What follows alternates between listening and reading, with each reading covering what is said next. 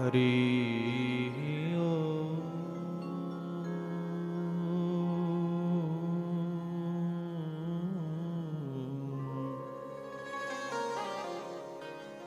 हरि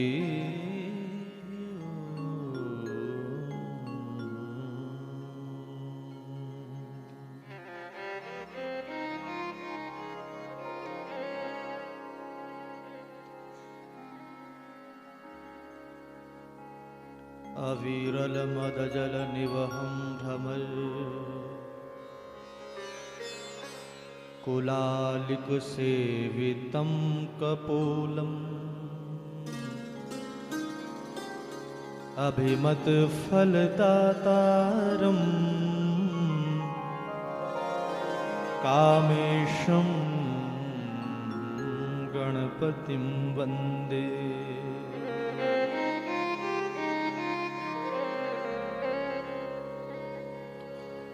वन्दे देव उमापतिं सुरगुरुं वन्दे जगत्कारणं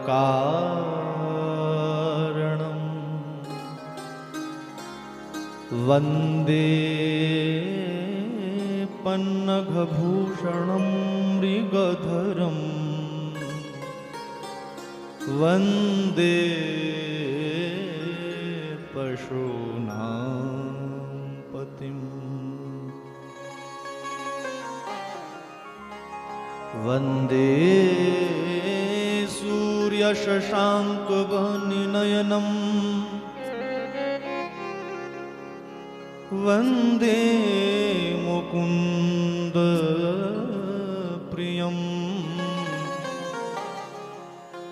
वन्दे भक्तजनाश्रयं च वरदं वन्दे शिवं शङ्करम्।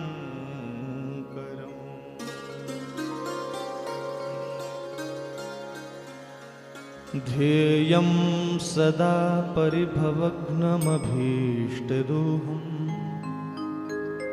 तीर्थास्पदं शिवविरञ्चिनुतं शरण्यम्।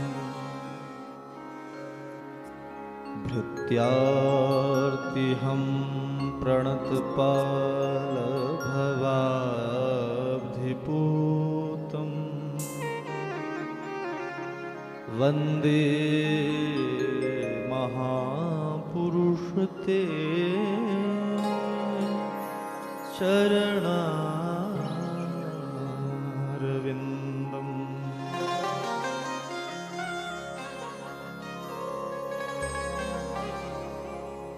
सर्वमङ्गलमाङ्गल्ये शिवे सर्वार्थसाधिके शरण्ये त्र्यम्बके गौरी नारायणी नमोस्तुते।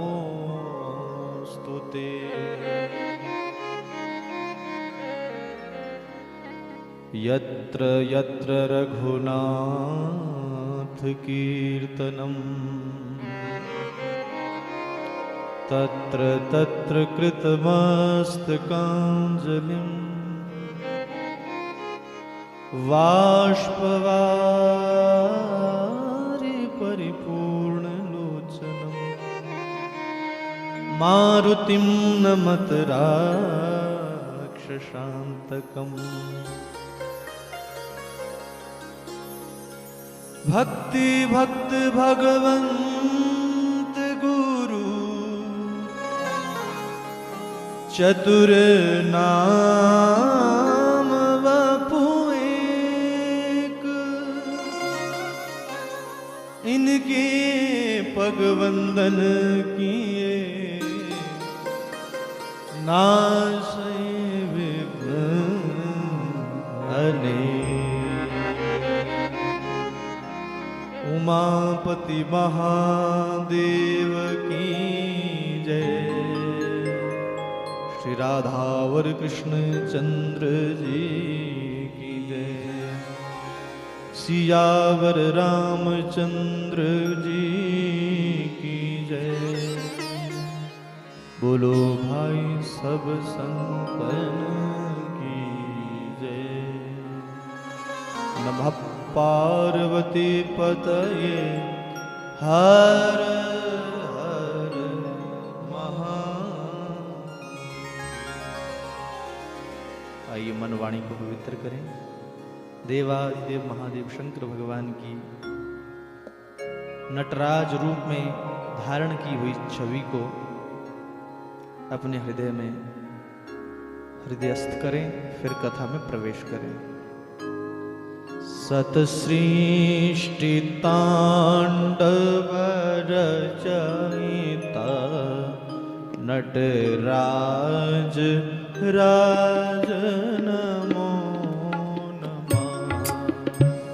सतसृष्टि तांडव रचयिता नटराज राज नमो नमः। हे आद्य गुरु शंकर पिता नटराज राज नमो नमः। हे आद्य गुरु शंकर पिता नटराज राज नमो नमः। हे आद्य गुरु शंकर पिता नटराज राज नमो नमः। आद्य गुरु गाओ, आपसे गाओ। बाबा की छवि हृदयस्थ कीजिए। राज नमो नमः। महादेव महादेव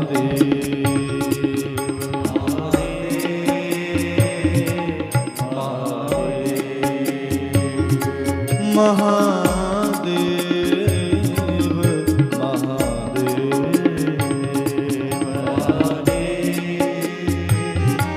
हर हर महादेव।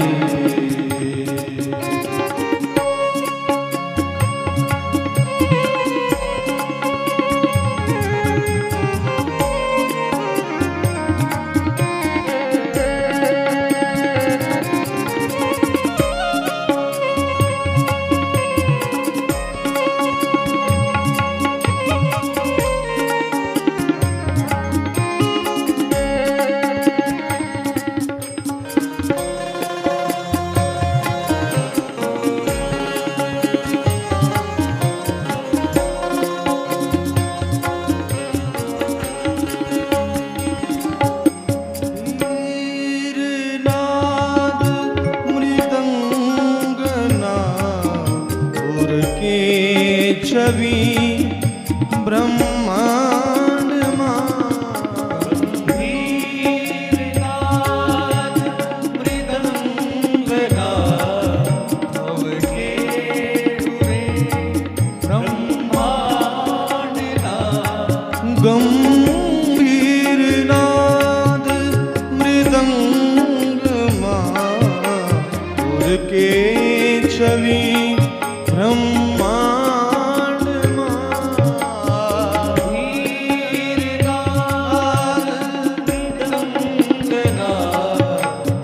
के हुए ब्रह्मांड नित होत नाद प्रचंड नटराज राज नमो नमः।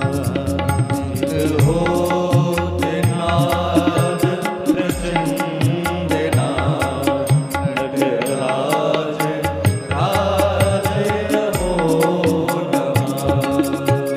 होत नाद प्रचंड नटराज राज नमो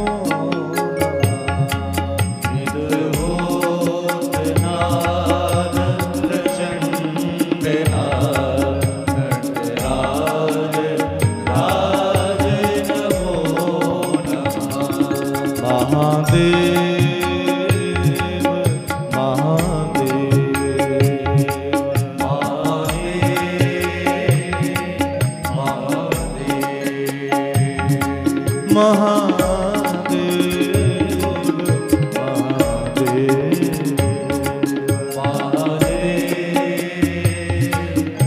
हर हर महादेव।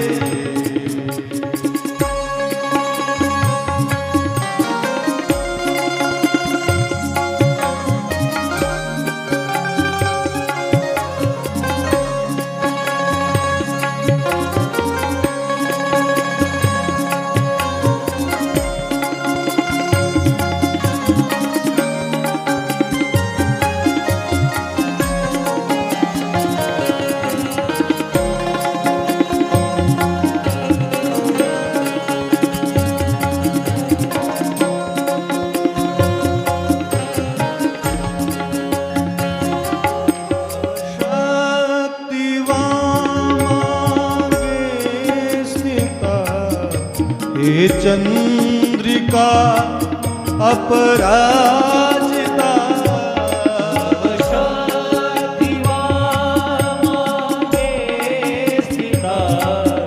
हे चंद्रिका अपराजिता, तव शक्ति मांगे स्थिता, हे चंद्रिका अपराजिता, शक्ति मांगे स्थिता, हे चंद्रिका अपराजिता, चहु वेद गावे संहिता, नटराज राज नमो।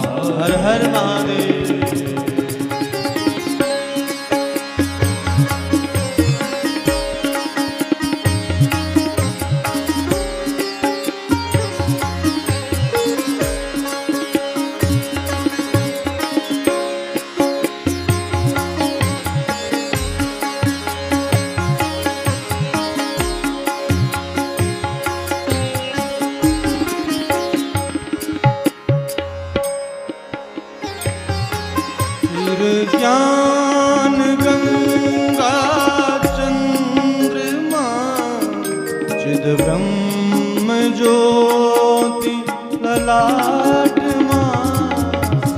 ज्ञान गंगा चंद्रमा, चिद ब्रह्म ज्योति ललाट मां। शिर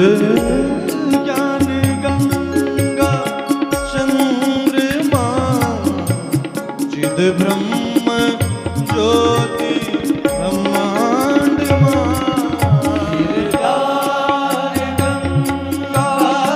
चंद्रमा, चिद ब्रह्म ज्योति ललाट नागमाला कंठ नटराज राज नमो नमः। नागमाला कंठ नटराज राज नमो नमः। सतसृष्टि तांडव रचयिता, नटराज राज नमो नमः। सतसृष्टि तांडव रचयिता, नटराज राज नमो नमः। हे आद्य गुरु शंकर पिता, नटराज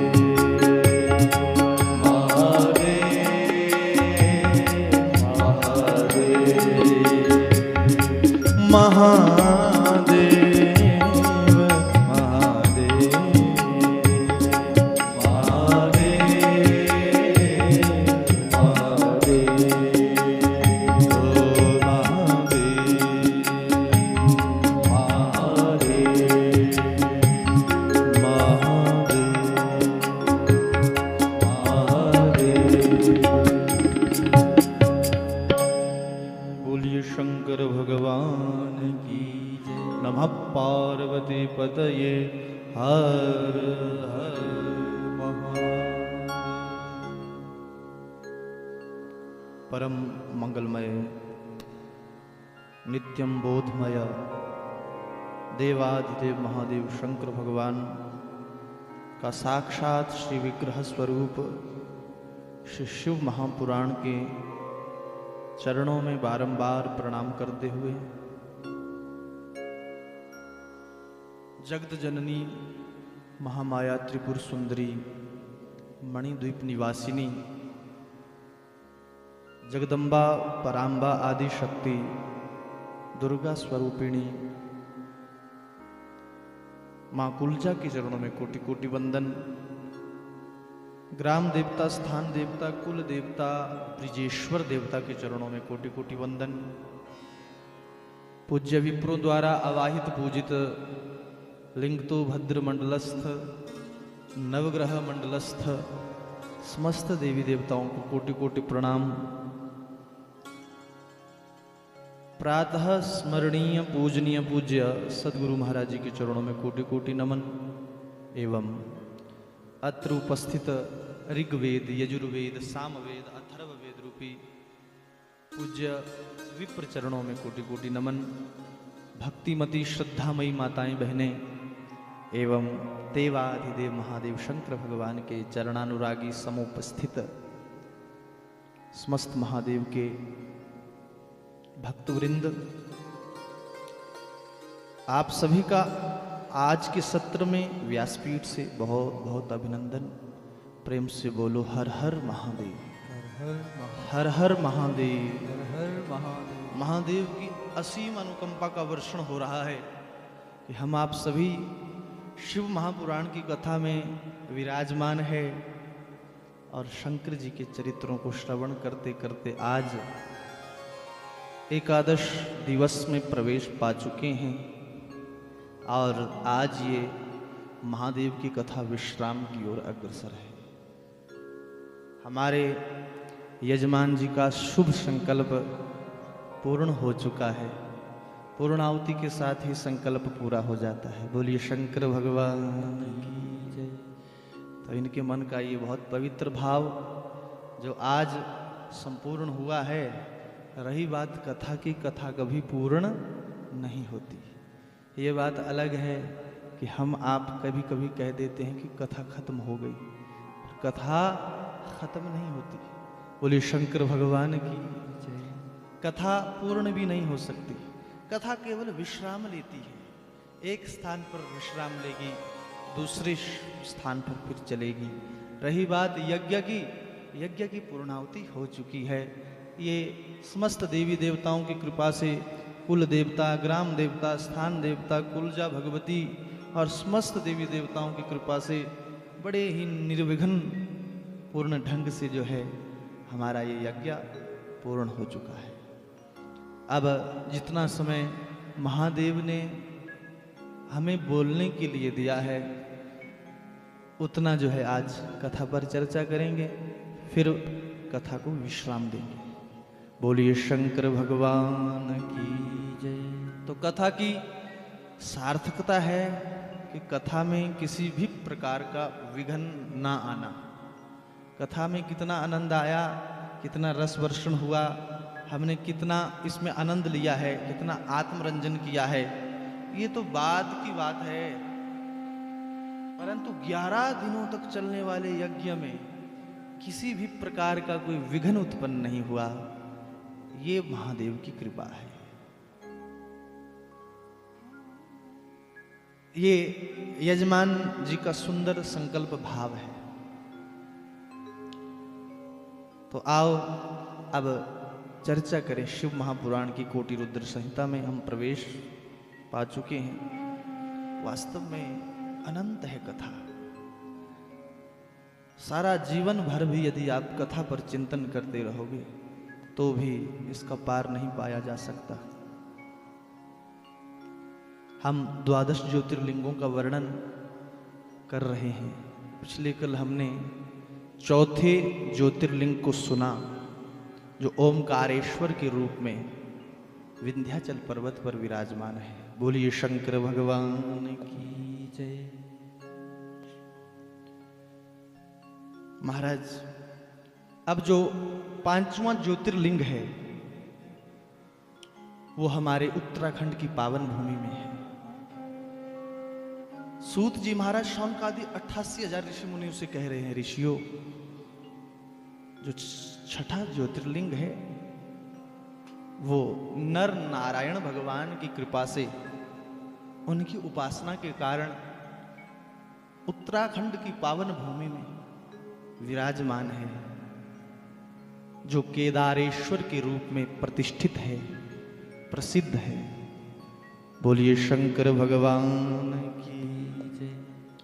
सूत जी ने कहना प्रारंभ किया।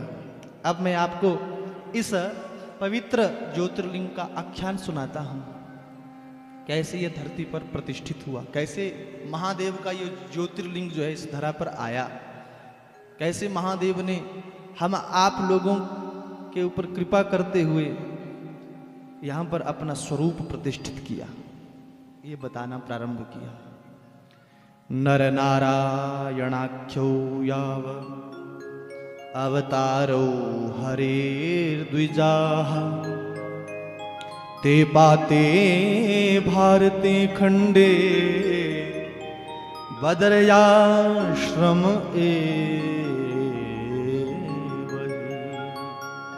सूत जी महाराज कहते हैं, ऋषियों नर नारायण भगवान का अवतार 24 अवतारों के अंतर्गत आता है। श्रीमद् भागवत महापुराण में शायद आपने सुना हो, धर्म और मूर्ति से नर नारायण भगवान धरातल पर आए और इन्होंने तपस्या के रूप को धरती पर बताया है कि तप क्या होता है। तो इस धरा पर उत्तराखंड की पावन भूमि में वो बद्री विशाल में चले गए। आज भी नर नारायण पर्वत वहां पर विद्यमान है। उन्हें नर नारायण भगवान के रूप में देखा जाता है।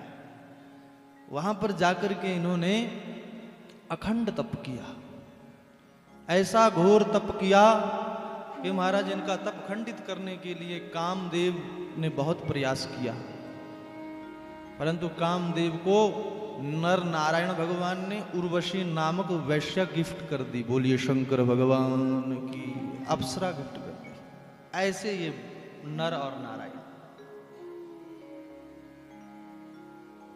और फिर इन्होंने महादेव की तपस्या यहां पर की, अखंड तप करने लगे। और जब नर नारायण भगवान का तप महादेव ने देखा तो वहां पर अपने श्री विग्रह में प्रकट हुए। बोलिए शंकर भगवान की जय। और शंकर भगवान ने कहा, हे तपस्वियों, आपने मेरा बहुत तप किया है, कहो क्या चाहिए। तब दोनों नर और नारायण भगवान ने विनती करते हुए कहा, महादेव से प्रार्थना की, यदि प्रसन्नो देवेश यदि देयो वरस्त्वया स्थीयतां स्वेन रूपेण पूजार्थं शंकर स्वयं। हे देवाधिदेव, हे महादेव, यदि आप हमसे प्रसन्न है तो आप इसी धरा पर अपने रूप को प्रतिष्ठित कर दीजिए और कली काल के जो मनुष्य है, जीव है, उनके ऊपर कल्याण करते रहो।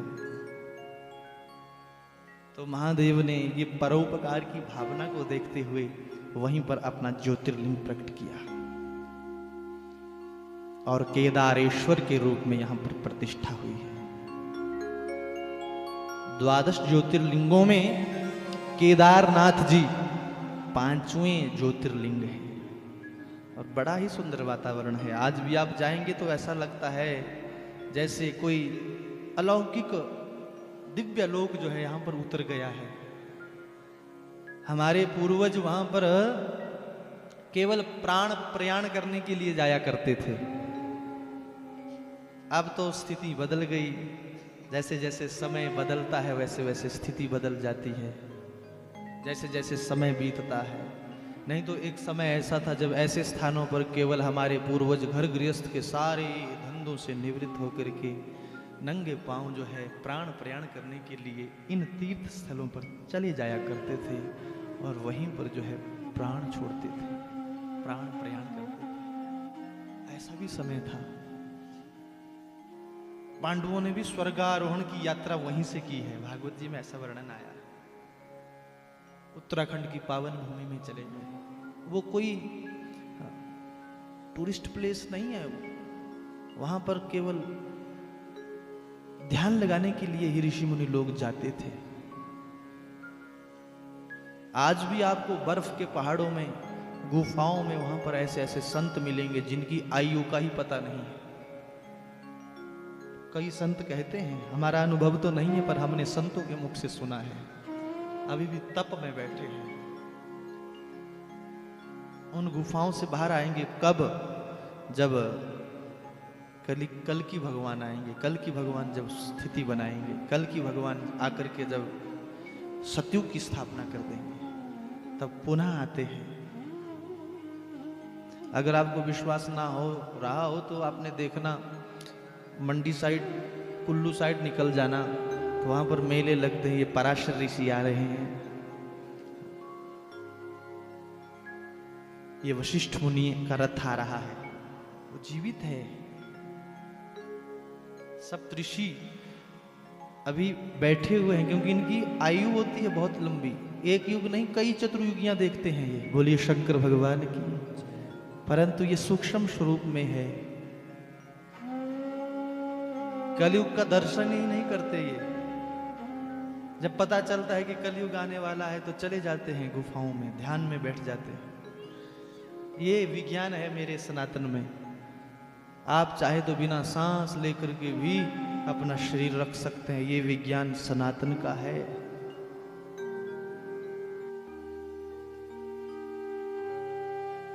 तो सारे ऋषि मुनि लोग ऐसे स्थानों में अभी बैठे हुए।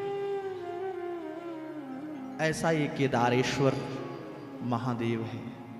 हाँ, ज्यादा ही कोई विकृति करे, ज्यादा ही कोई छेड़छाड़ कर दे तो महादेव तीसरा नेत्र भी खोल देते हैं। बहुत साल पहले खोल दिया, जब लगा कि ये तो मनमाना आचरण होने लग गया तो केवल अपना ही वो गर्भगृह को शेष रखा और सफाई कर दी। बोलिए शंकर भगवान की। अभी कुछ ही सालों की बात है, फिर भी हम विश्वास ना करें तो फिर क्या बोल सकते हैं। भगवान दूर नहीं है। एक बात बताएं, जब हम प्रकृति के साथ बहुत छेड़छाड़ कर देते हैं तो प्रकृति फिर एक ना एक दिन दंड देती है। इसलिए प्रकृति के साथ खिलवाड़ नहीं करना चाहिए। आपने देखा होगा इस बरसात में प्रकृति ने थोड़ा आक्रोश दिखाया है, थोड़ा आक्रोश दिखाया है, परंतु फिर भी हिमाचल में तो त्राही त्राही होने लग गई थी। बोलिए शंकर भगवान की। उनके हाथ में है सब कुछ।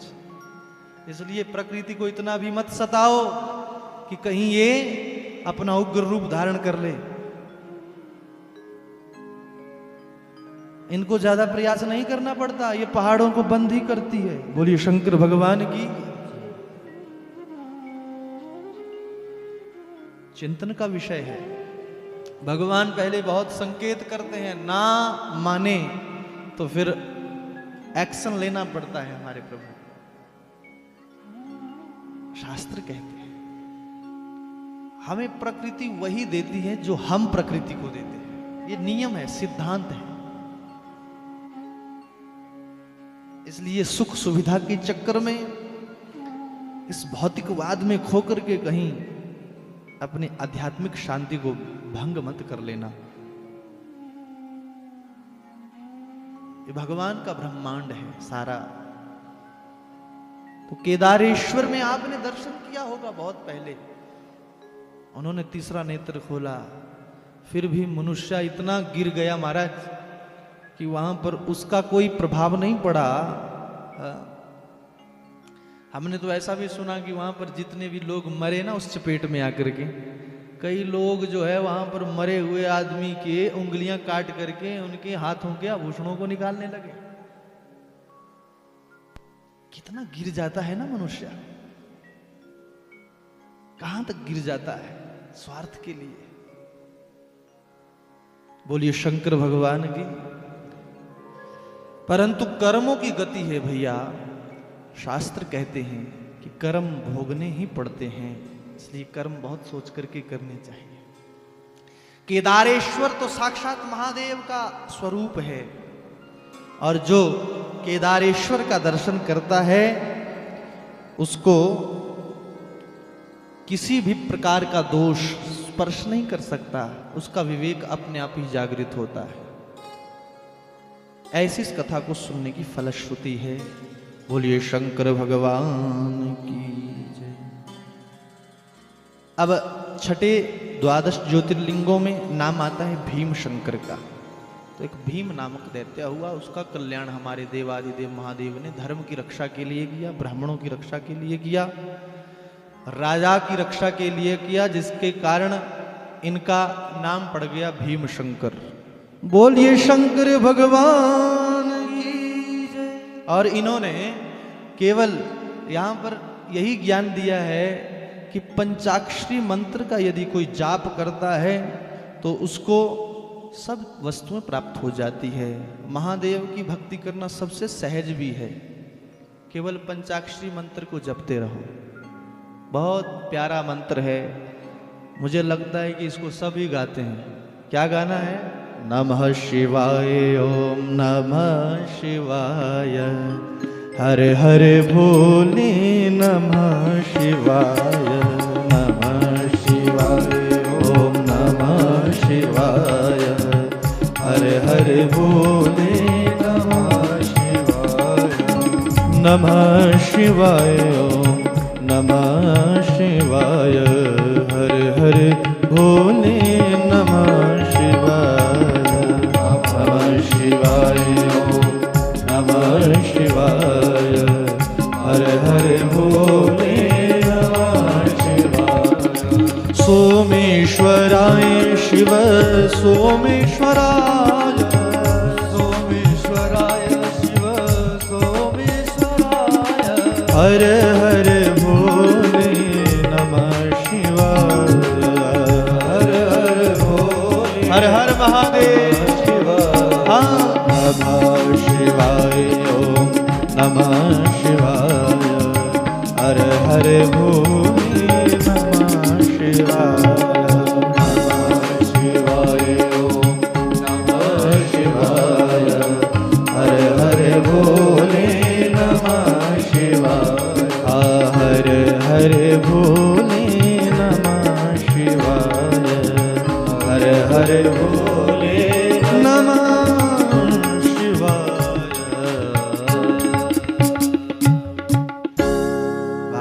शिव महापुराण में लिखा है कि जो इस मंत्र को 10 लाख बार जप लेता है उसका वो मंत्र सिद्ध हो जाता है।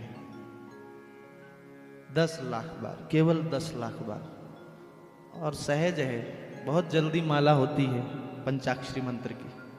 इसलिए जिसका शंकर जी से प्रेम है वो जपते रहो। बोलिए शंकर भगवान की। शिव महापुराण कहता है। और इसके बाद 7वें ज्योतिर्लिंगों में गिनती आती है विश्वेश्वर अर्थात विश्वनाथ, काशी विश्वनाथ। ये महादेव का पूर्ण अवतार है। ये उस समय का अवतार है जब उस महादेव ने एको अहम बहुश्यामः, एक से अनेक होने की इच्छा प्रकट की। मैं अकेला हूं, क्यों ना एक से अनेक हो जाऊं। तब उस महादेव ने, आपने ये कथा सृष्टि क्रम में सुनी है, तब सबसे पहले वर्णन आया है कि महादेव ने एक से अनेक होने की जब इच्छा प्रकट की तो पहले अपनी प्रकृति को उत्पन्न किया, एक देवी को उत्पन्न किया जिसको आदि शक्ति कहते हैं। फिर जो है एक पुरुष को उत्पन्न किया, अपने जैसा पुरुष, सदाशिव के नाम से जो जाने जाते हैं। साक्षात श्री विग्रह सगुण साकार रूप प्रकट किया और फिर आदेश दिया कि तुम सृष्टि का कार्य आगे बढ़ाओ। तो उन्होंने कहा कि महाराज हम सृष्टि का कार्य कहाँ करें। तब जो है उसी महादेव ने पंचक्रोशी वाराणसी काशी नगरी का विस्तार किया। कहा बोले इसमें बैठ कर के तपस्या करो। इसका अर्थ क्या है? काशी जो है भूखंड नहीं है। बोलिए शंकर भगवान की। काशी का बड़ा महत्व है शिव महापुराण में, अत्यंत महत्व। और ऐसे भी आप जब काशी में जाएंगे तो 84 तो घाट है काशी में, अलग अलग घाट। बच्चे बच्चे के मुख पर जो है ओम नमः शिवाय, हर हर महादेव, विश्वनाथ साक्षात विराजमान है। पहले के पूर्वज हमारे पैदल चल के जाते थे हिमाचल से काशी में केवल शरीर त्याग करने के लिए। उनका विज्ञान भी अद्भुत था महाराज। उनको पता भी चल जाता था कि अब 2-4 महीनों में काम होने वाला है, तो चल पड़ते थे काशी में ही शरीर त्याग करेंगे। बोलिए शंकर भगवान की। पर काशी में शरीर त्याग करने का अनंत, उसका तो वर्णन ही नहीं किया जा सकता। शिव महापुराण में ऐसे कहा है। देखो 3 प्रकार के कर्म होते हैं, प्रारब्ध, संचित और क्रियमाण। प्रारब्ध ऐसे नहीं कट सकते, प्रारब्धों को तो भोगना ही पड़ता है। जो हमने कर्म किया है, करके आए हैं जन्म जन्मों से, वो प्रारब्ध बन जाता है। उसी को हम भाग्य भी कहते हैं अपनी भाषा में। तो वो भोगना ही पड़ जाता है। परंतु शिव महापुराण कहता है कि जो काशी नगरी में प्रवेश पा जाता है और कहीं गलती से उसका शरीर काशी में छूट जाए तो 3 प्रकार के कर्मों से मुक्त हो जाता है और सदा सदा के लिए सदा शिव में समाहित हो जाता है। ऐसा शिव महापुराण कहता है। बोलिए शंकर भगवान की जय। तो उसी समय जो है उस दिव्य पुरुष ने उस काशी नगरी में बैठ करके तप किया। और जब तप किया तो उनके शरीर से श्वेत धवल धाराएं बहने लगी। इतना जल बहने लगा कि सारा आकाश जो है जल से ही परिपूर्ण हो गया। तब महादेव ने उस काशी को अपनी त्रिशूल के ऊपर जो है धारण कर लिया। जब लगा कि ये तो जलमग्न हो रही है, तो ऐसा वर्णन है कोटि रुद्र संहिता में कि महादेव ने काशी नगरी को अपने त्रिशूल पर धारण कर लिया। और जब बाद में सृष्टि का उद्गम किया है तो फिर उसी सृष्टि पर जैसे काशी को त्रिशूल पर उठाया था वैसे इस भूखंड पर रख दिया। और फिर ये बता दिया कि काशी नगरी का महाप्रलय में भी लय विलय नहीं होता। काशी नगरी की बड़ी महिमा है शिव महापुराण में। और वहीं पर महादेव इस रूप में रह करके, भोगी रूप में रह करके, अपनी आह्लादनी शक्ति के साथ विहार करते हुए विश्वनाथ के रूप में प्रतिष्ठित हुए हैं। बोलिए काशी विश्वनाथ महाराज की जय। हमारे पूर्वज जो है, हमारे बूढ़े लोग जब स्नान करते हैं तो यही मंत्र गाते रहते हैं, हर हर महादेव शंभो काशी विश्वनाथ गंगे, हर हर महादेव शंभो काशी विश्वनाथ गंगे। सुबह सुबह जब स्नान करते हैं तो स्नान करते हुए यही मंत्र बोलना चाहिए, यही नाम लेना चाहिए, हर हर महादेव शंभु काशी विश्वनाथ। हमारा विश्वास है कि आपकी बाल्टी में ही काशी से गंगा चल कर के आ जाएगी, क्योंकि शास्त्र कह रहे हैं गंगा गंगेतियो ब्रूयात योजनानां शतैरपि मुच्यते सर्व पापेभ्यो विष्णु लोकम स गच्छति। गंगा माँ तो इतनी करुणामयी है, इतनी दयामयी है। योजना नाम शतैरपि, 100 योजनों से, 100 योजन दूरी से चल करके आ जाती है यदि आप एक बार भी गंगा बोल दे। गंगा मैया ने ये वरदान दिया है। इसीलिए तो जो हमारे बूढ़े लोग हैं वो गंगा गंगा कहते रहते हैं जब स्नान करते हैं। तो गंगा माँ तो ऐसी कृपालु है। और काशी नगरी में तो और भी विशाल रूप में है महाराज। अलग अलग घाट है। मणिकर्णिका घाट सबसे सुंदर घाट। मणिकर्णिका घाट जो है कहां से उत्पन्न हुआ है? बोले जब उस महापुरुष ने उस वहां पे तपस्या की, तपस्या करते करते जब शरीर से जल की धाराएं निकलने लगी, धवल धाराएं निकलने लगी, तो कानों से तेज निकला और जहां पर वो तेज निकला वहीं पर मणिकर्णिका घाट बना। बोलिए शंकर भगवान। बड़े सुंदर सुंदर घाट है। राजा हरिश्चंद्र घाट भी है जहां पर नित्य जो है मुर्दों को जलाया जाता है और वहां की भस्म नित्य प्रति महादेव को लगाई जाती है। चिता भस्माले को गर्ल मशनम दिक्पट धरो, क्योंकि वो चिता भस्म धारण करने वाले हैं काशी में।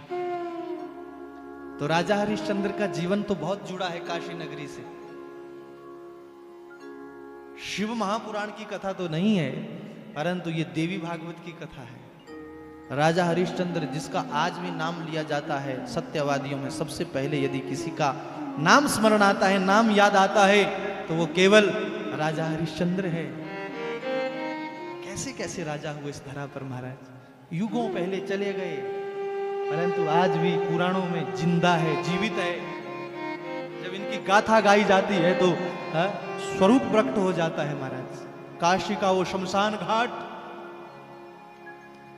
और वहां पर राजा हरिश्चंद्र अपना धर्म का निवाहन करने के लिए एक डोम का रूप धारण करके अपना धर्म का निवाहन कर रहे हैं और आवाज लगा रहे हैं। वाराणसी में खड़े होकर के कह रहे हैं, हे दुनिया वालों, है कोई जो राजा हरिश्चंद्र की कीमत लगा सकता है?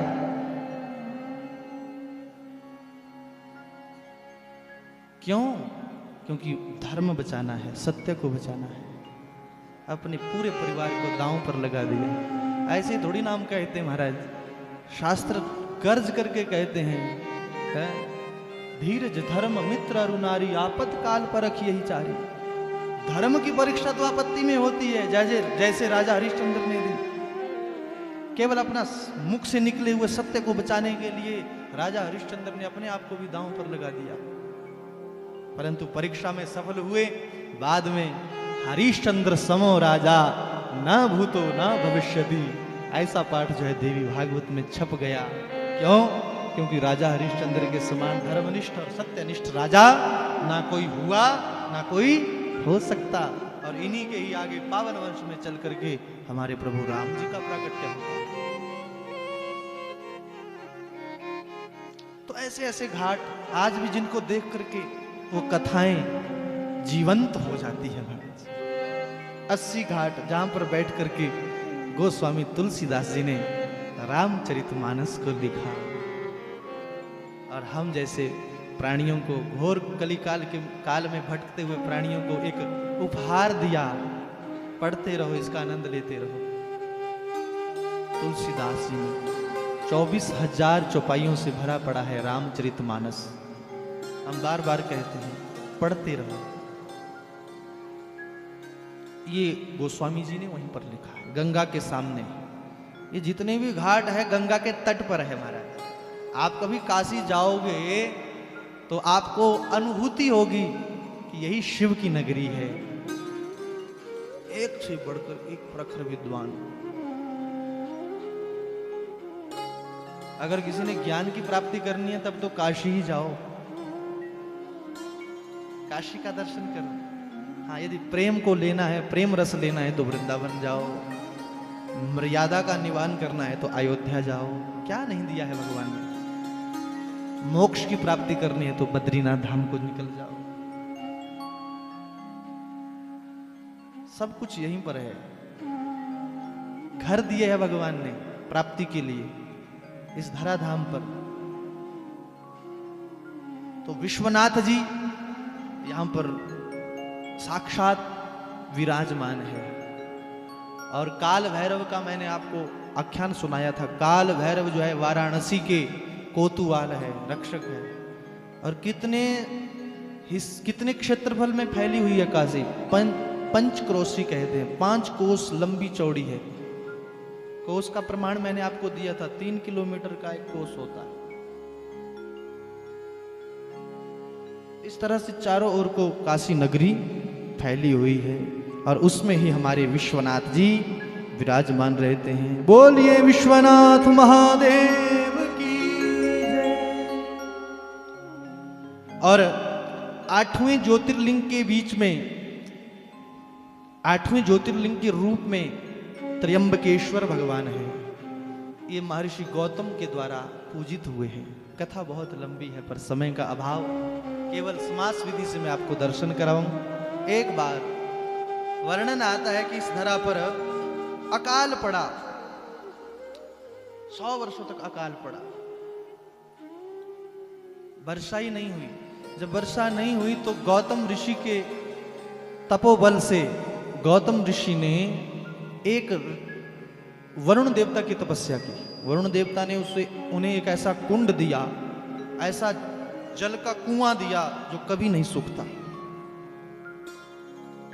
बोलिए शंकर भगवान, जो कभी सूखता ही नहीं। और उसी जल के कुएं से, उसी जल के कुंड से गौतम ऋषि ने बहुत ब्राह्मणों की सेवा की, प्रजा की सेवा की। परंतु बाद में जब स्थिति ठीक आई, वर्षा होने लगी, फसलें होने लगी, तब अब गौतम ऋषि की जय जयकार जहां भी जाते हैं वहां होने लगी। महाराज आपकी कृपा से जो है हम जीवित बचे, अकाल में आपने हमारे को बचाया है, आपकी जय हो। परंतु जब गौतम ऋषि की जय जयकार होने लगी तो जो और थे गौतम ऋषि के सगे संबंधी, जो ब्राह्मण देवता, उनको ईर्ष्या होने लगी। ये बात तो है, ब्राह्मणों में ज्यादा पाई जाती है ईर्ष्या। बोली शंकर भगवान की। ब्राह्मणों में सबसे अधिक ईर्ष्या पाई जाती है, हम स्पष्ट रूप से कहेंगे। क्यों?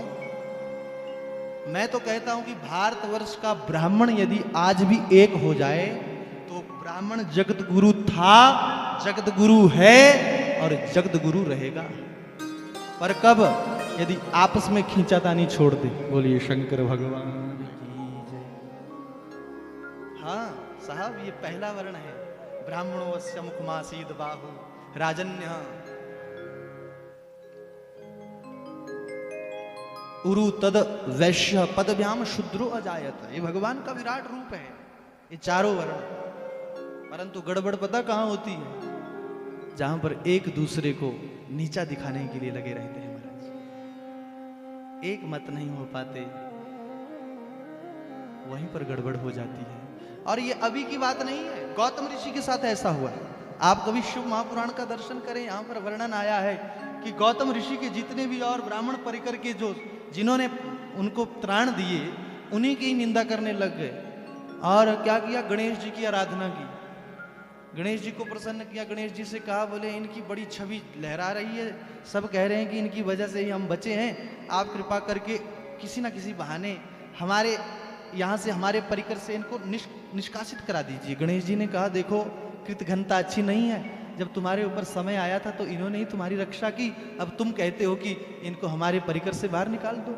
परंतु ब्राह्मण देवता ने कहा, बोले महाराज हमने तप किया है और तप का फल मिलना चाहिए, आप हमारी बात मानते हो? नहीं। गणेश जी ने कहा, ठीक है, आप जिस भाव से मुझे भज रहे हैं मैं वैसा करूंगा। तो गणेश जी ने मान लिया, बात मान ली। और क्या किया कि जहां पर गौतम मुनि की कुटिया थी, साथ में अहिल्या माता भी थी, वहां पर बहुत सी फसलें लहरा रही थी। तो उस फसल में जाकर के एक दुबली पतली सी गऊ का रूप धारण गणेश जी ने किया। और जैसे गौतम मुनि ने देखा कि गौ माता फसल चर रही है तो उसे बड़े प्रेम से हटाने के लिए पास आए। गौतम मुनि जैसे पास आए, उस गऊ को स्पर्श किया, धड़ाम से वो धरती पर गिरी, प्राण छूट गए। और सब कहने लगे, अरे गौतम मुनि ने गऊ का वध कर दिया, कलंक लग गया। बोलिए शंकर भगवान। पर वो माया थी गणेश जी की, वो गणेश जी ही गऊ का रूप धारण करके आए थे। अब जब सब कहने लगे तो ब्राह्मणों को बोलने का मौका मिल गया, जो साथ वाले थे महाराज, और जीना मुश्किल कर दिया। अरे ये तो गौ हत्यारा है, इसको बाहर निकाल दो। अहिल्या माता को जीना मुश्किल हो गया। तब जो है गौतम मुनि वहां से तपस्या करने के लिए एक गोदावरी नदी के तट पर आ गए। बोलिए शंकर भगवान की जय। और वहां पर जो है महादेव की तपस्या करने लगे।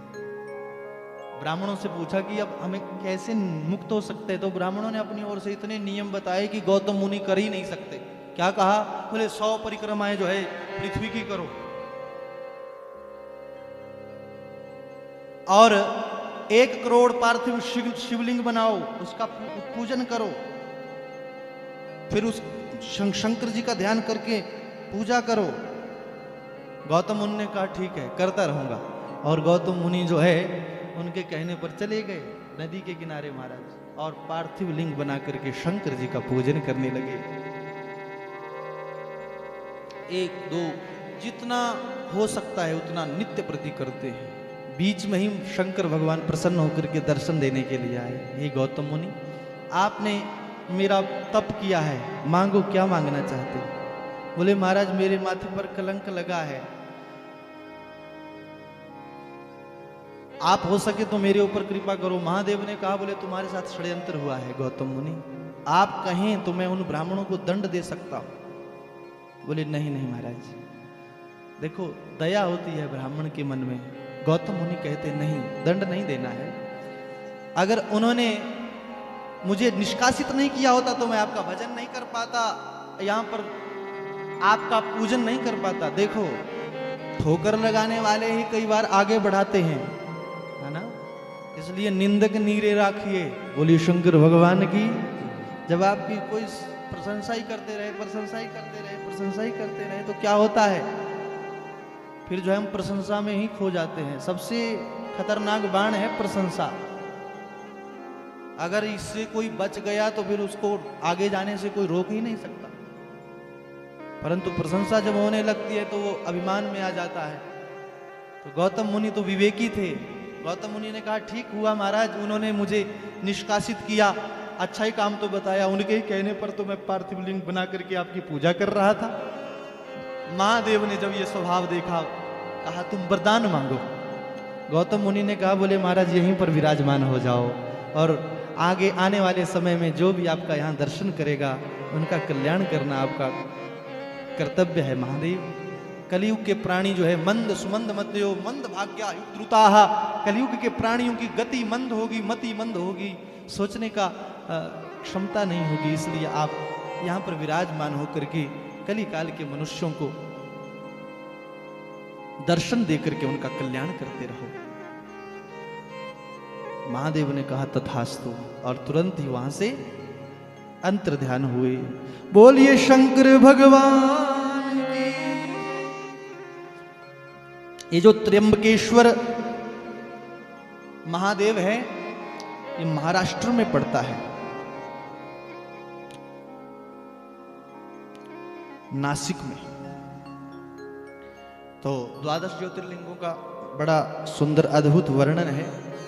हो सके तो जीवन में 12 ज्योतिर्लिंग हो जाए तो समझ लो कि 4 धाम हो गए। बोलिए शंकर भगवान।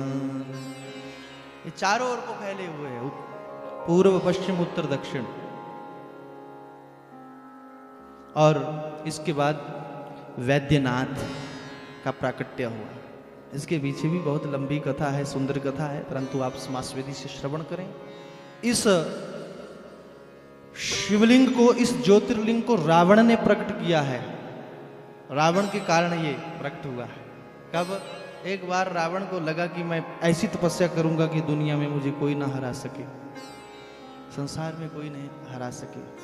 तो हिमालय में तपस्या करने के लिए आ गया। महादेव की तपस्या की। पहले तो बहुत बड़ा कुंड बना करके उसमें अग्नि प्रज्वलित किया और पंच अग्नि ताप करने लगा। ज्येष्ठ के महीने में चारों ओर अग्नि जलाता है, उसमें बैठ जाता है। जब वर्षा ऋतु आती है तो खुले मैदान में बैठ जाता है, ऊपर से वर्षा होती है और महादेव का भजन करता है। जाड़े के दिनों जब ठंड आती है तो जल के भीतर बैठ करके तपस्या करता है। ऐसी तपस्या, घोर तप करने लगा महाराज। और जब लगा कि महादेव मुझसे प्रसन्न नहीं है, महादेव मुझसे खुश नहीं है, तो सोचा कि अब क्या करूं। तो एक बहुत बड़ा कुंड बनाया, उसमें अग्नि प्रज्वलित की और रावण के 10 सिर थे, एक एक सिर काट करके हवन कुंड में स्वाहा करने लगा। महादेव ने देखा अरे ये तो बहुत खतरनाक है। एक सिर काटा, दूसरा, तीसरा, चौथा, जब 9 सिर काट दिए, एक ही शीश शेष बचा। तब महादेव ने कहा बेटा ऐसा मत करो, कहो क्या इच्छा है तुम्हारी। रावण ने कहा बोले महाराज मैं चाहता हूं कि आप मेरे ही साथ चल पड़े। बोलिए शंकर भगवान की जय। और दुनिया में मुझे कोई ना जीत सके। महादेव ने कहा बोले ऐसा तो कहाँ हो सकता है, परंतु एक दिव्य ज्योतिर्लिंग प्रकट किया और रावण को दे दिया, ले जा अपने लंका में। परंतु एक बात ध्यान रखना, अगर तुमने इस ज्योतिर्लिंग को कहीं पर छोड़ दिया तो फिर तुम दोबारा नहीं उठा पाओगे। ठीक है महाराज। रावण तपस्या करके जो है गोद में ज्योतिर्लिंग लेकर के आ रहा है, परंतु महादेव ने देखा कि ये दुष्ट है। देखो विद्या भी अधिकारी को दी जाती है, कोई ना कोई बीच का मार्ग तो रखते हैं ना महादेव। बोलिए शंकर भगवान की। दुष्ट है, कहीं ऐसा ना हो शक्तियों को प्राप्त करके फिर लोगों को सताएगा। तो महादेव ने लीला की। जैसे रावण चल रहा था तो चलते चलते जो है लघु शंका आई, और वहां पर एक वैद्यनाथ नामक एक ग्वाला था, वैद्य नाम का ग्वाला, उसके पास वो शिवलिंग दिया। लघु शंका से निवृत्त होकर के मैं फिर इसे गोद में ले लूंगा। परंतु महाराज जैसे ही उसके पास वो शिवलिंग गया तो शिवलिंग का वजन बढ़ने लगा, और जब वो भार उठाना असहनीय हो गया तो उस शिवलिंग को धरती पर रखना पड़ा। उतने में रावण आया, रावण उठाने का प्रयास करता है परंतु शिवलिंग हिला ही नहीं। बोलिए शंकर भगवान की। अब इस शिवलिंग के विषय में, ज्योतिर्लिंग के विषय में कुछ भ्रांतियां हैं। कई लोग कहते हैं कि हिमाचल में है, वैद्यनाथ बैजनाथ में। कहानी सबकी एक जैसी ही है, परंतु शिव महापुराण में ये शिवलिंग जो है झारखंड के अंतर्गत आता है। वहां पर देवघर नामक कोई स्थान है, वहां पर ही ये शिवलिंग जो है 12 ज्योतिर्लिंगों में जो एक ज्योतिर्लिंग है वैद्यनाथ, लोग दूर दूर से आज भी दर्शन करने के लिए जाते हैं। बोलिए शंकर भगवान की जय। कहानी तो ये बैजनाथ की भी ऐसी ही है, वैद्यनाथ की भी ऐसी ही है। वैसे देखा जाए अगर रावण ने हिमालय में तपस्या की होगी उस समय, तो हो सकता है कि यहीं पर वो शिवलिंग धरा हो, क्योंकि पुराणों में बहुत सी बातें रहस्यात्मक है, कोई चिंतन से ही बताया जा सकता। हिमालय तो हमारा ही उत्तराखंड की ओर पड़ता है ना। शंकर जी की तपस्या कहा तो वैसा है कि कैलाश में जाकर के की, तो कैलाश से जब आया होगा तो उसी रास्ते से आया होगा, हिमालय से। बीच में जो है बैजू नामक एक ग्वाला था बोले, और उसके पास वो शिवलिंग दिया, परंतु जब तक लघु शंका से ये निवृत्त होता तब तक जो है बैजूनाथ नाम इस ग्वाले ने इसको नीचे रख दिया था। अब उठाया ही नहीं गया तो वहां पर बैजनाथ के नाम से प्रतिष्ठा हो गई, वैद्यनाथ के नाम से प्रतिष्ठा हो गई। बोलिए शंकर भगवान की। और उसके उपरांत नागेश्वर का प्राकट्य जो है वो पश्चिमी समुद्र के तट पर हुआ है। द्वारिका धाम से लगभग 10, 15, 20 किलोमीटर की दूरी पर है। और यहां पर एक दारुका नामक राक्षसी रहती थी। इसने भगवती पार्वती की तपस्या की थी, और भगवती पार्वती मां की कृपा से ये उस दारुक वन को कहीं भी ले जा सकती थी। एक बार औरव ऋषि को पता चला कि यहां पर दारुका नामक राक्षसी आतंक मचाती है, तो उन्होंने तपस्या की, और तपस्या के बल पर दैत्यों को भस्म करने का संकल्प लिया। परंतु दारुका ने सोचा कि अगर तो इनके ऊपर आक्रमण किया, देवताओं के ऊपर आक्रमण किया तो हम मारे जाएंगे, और नहीं किया तो फिर भूखे मर जाएंगे। तो इसके पास एक ये शक्ति थी कि उस वन को कहीं भी ले जा सकती थी। शिव महापुराण में वर्णन आता है कि दारुका वन को उठाया और समुद्र में चली गई। एक बार कुछ लोग जो है नाव का सहारा लेकर के समुद्र को पार कर रहे थे, कहीं जा रहे होंगे, तो बहुत से लोगों को पकड़ करके वहां पर कैद कर लिया। तब यहां पर इनमें एक ब्राह्मण देवता थे जो शंकर भगवान के उपासक थे। उन्होंने शंकर भगवान को स्मरण किया, और तत्क्षण ही वहां पर शंकर भगवान प्रसन्न हुए और ब्राह्मण देवता से कहा, हे ब्राह्मण देव, कहो आप हमें पुकार रहे हैं। बोले महाराज इस दारुका से हमारी रक्षा करो। तो महादेव ने वहां पर उस दारुका नामक राक्षसी से सभी ब्राह्मणों की रक्षा की, सभी लोगों की रक्षा की, और उस दारुका को समझाया। परंतु वो पार्वती की सखी तो मान गई, पार्वती मां की उपासका थी तो मान गई। और भोले बाबा ने पार्वती मां की उपासका होने के कारण उसके ही नाम से वहां पर दारुका वन में अपना ज्योतिर्लिंग प्रकट किया। जो भी इस ज्योतिर्लिंग का दर्शन करेगा उसके जीवन में धर्म अर्थ काम मोक्ष सब प्राप्त होगा, ऐसा वरदान देकर के अंतर्धान हुए। नागेश्वरम दारुका वने। बोलिए शंकर भगवान की, उमापति महादेव की जय। उसके बाद 11वां ज्योतिर्लिंग है रामेश्वरम। ये मेरे प्रभु राम जी ने अपना कार्य सिद्ध करने के लिए महादेव का पूजन किया है। कब? जब वो दक्षिणी समुद्र के किनारे पहुंच गए वानरों की बड़ी भारी सेना के साथ, सुग्रीव हनुमान नल नील आदि वानरी सेना के साथ, तो यहाँ पर मेरे प्रभु राम जी ने पहले अपने इष्ट का ध्यान किया है। तब सेतु बंध पूरा हुआ है ना। अपने इष्ट का ध्यान करते हुए फिर जो है वहीं पर समुद्र के किनारे, समुद्र के ही रेत से एक पार्थिव लिंग बनाया और गंध अक्षत पुष्प धूप जो भी सामग्री राम जी के पास थी, थे तो तापस वेश में महाराज, अकिंचन रूप में थे मेरे प्रभु राम। तापस वेश विशेष उदासी 14 वर्ष राम वनवासी। तपस्वी भेष में शंकर जैसा ही रूप था बनाया हुआ, जटाजूटधारी थे।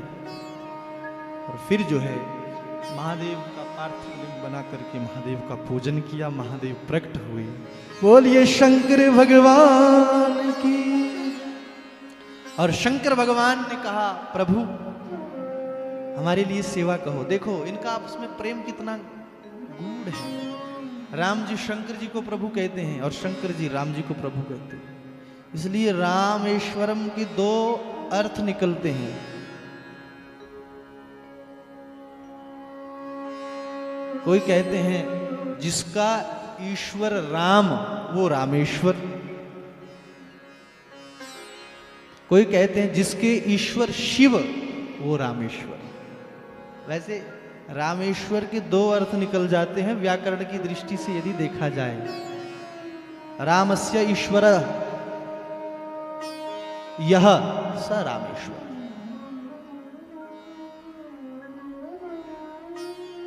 तो महादेव ने कहा प्रभु क्या सेवा कर सकता हूं? प्रभु राम जी ने कहा, बोले महाराज आपको पता है इस समय मैं धरती पर लीला कर रहा हूं और मेरा कार्य सिद्ध हो जाए इसलिए आपका पूजन किया है। महादेव ने आशीर्वाद दिया आपका कार्य सफल होगा। और फिर कहा जो भी रामेश्वर धाम में आकर के यहाँ पर समुद्र के किनारे पार्थिव लिंग बना करके मेरा पूजन करेगा उसको मैं अनंत फल दूंगा, जिसकी गणना नहीं की जा सकती, जिसके पुण्य की गणना ही नहीं की जा सकती, ऐसा अनंत पुण्य उसको दूंगा। और अंत में मोक्ष की प्राप्ति उस जीव को होगी। इस तरह से रामेश्वर ज्योतिर्लिंग का प्रादुर्भाव हुआ है। यहाँ पर भोले बाबा रामेश्वर के रूप में रहते हैं। जाते हैं लोग यात्रा के लिए, बहुत सुंदर स्थान है। दक्षिण दिशा की ओर ये स्थान पड़ता है, तमिलनाडु में पड़ता है, समुद्र के तट पर। वहीं से ही मेरे प्रभु ने वानरी सेना का सहारा लेकर के शंकर भगवान के आशीर्वाद से सेतु बंध बंधवाया और सेतु बंध को पार करके श्रीलंका पहुंचे। बोलिए शंकर भगवान की।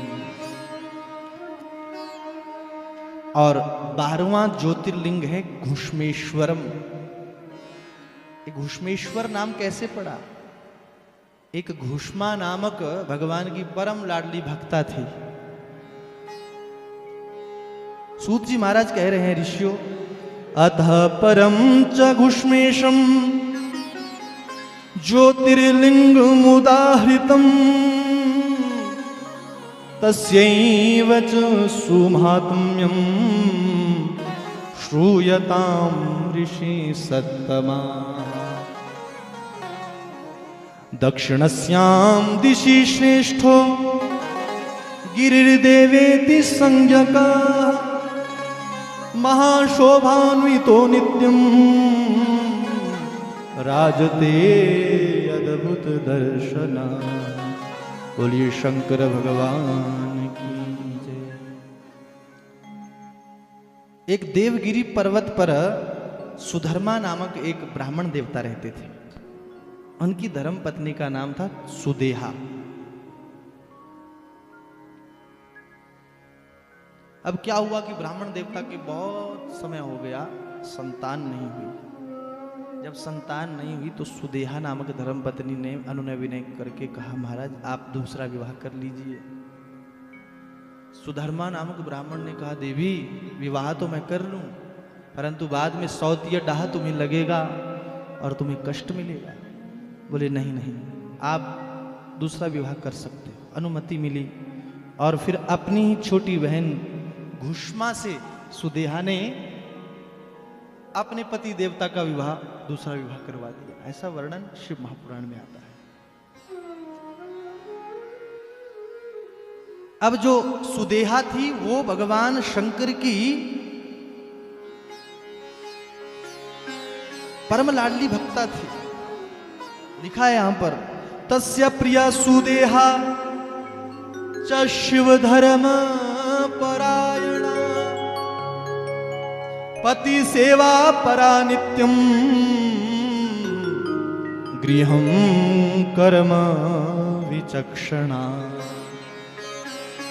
जो उस सुधर्मा नाम की धर्मपत्नी सुदेहा थी वो शिव परायणा थी, शिव भक्ता थी, भगवान शिव का आराधन करती थी, पूजन करती थी और नित्य प्रति जो है पार्थिव लिंग बना करके पास में ही एक तालाब था, उस तालाब में विसर्जन कर दिया करती थी। पता नहीं कितने पार्थिव लिंगों को बना करके उनका पूजन करके फिर जो है उस तालाब में विसर्जन कर दिया करती थी। ये नित्य प्रति का नियम था। जब ये नियम घुष्मा ने अपनी सौत का देखा, बहन का देखा, तो बड़ी प्रसन्न हुई, क्योंकि ये भी महादेव की परम लाडली भक्ता थी। ये निष्काम भक्ता थी, इसके मन में कोई कामना नहीं थी, क्योंकि निष्काम भक्ति करने वाला जो भक्त होता है वास्तव में वही सच्चा पक्का भक्त होता है। कामना से भरी हुई भक्ति तो कोई भी कर लेता है। हाँ, हम तो भक्ति करते तो पहले पूछते हैं, पंडित जी फायदा क्या होगा? बोलिए शंकर भगवान की। फायदा होगा कुछ पाठ करने से? तो पंडित जी को कहना पड़ता है, हाँ बहुत फायदा होगा, एक बार करवाओ तो सही, तो फिर करने को राजी हो जाएंगे। अगर तो कहेंगे कि फायदा कुछ नहीं होगा तो कहेंगे तो पाठ क्यों करवाना है? बोलिए शंकर भगवान की। देखो हमारा तो यहाँ भक्ति पता कैसी है, पहले इस्तेमाल करे फिर विश्वास करे, ये भक्ति है हमारी। परंतु ये भक्ति नहीं है, ये तो सौदागरी है, और सौदागरी कोई भी कर सकता है। एक हाथ से ले ले, एक से दे दे, ये कोई भी कर सकता है। भक्ति तो वो होती है निष्काम भक्ति, जिसमें कोई कामना ना हो। ये घुष्मा की भक्ति है।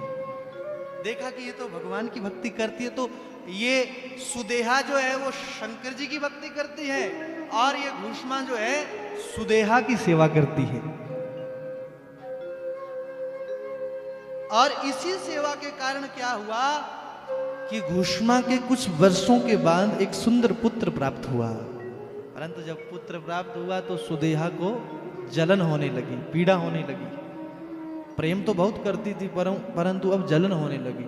जब उस पुत्र का विवाह हो गया तब तो और भी जलन हो गई। और वर्णन आता है कि एक दिन इस पुत्र की, सोए हुए पुत्र की हत्या इस सुदेहा नामक धर्मपत्नी ने कर दी और उसके टुकड़े टुकड़े करके उस तालाब में धर दिए।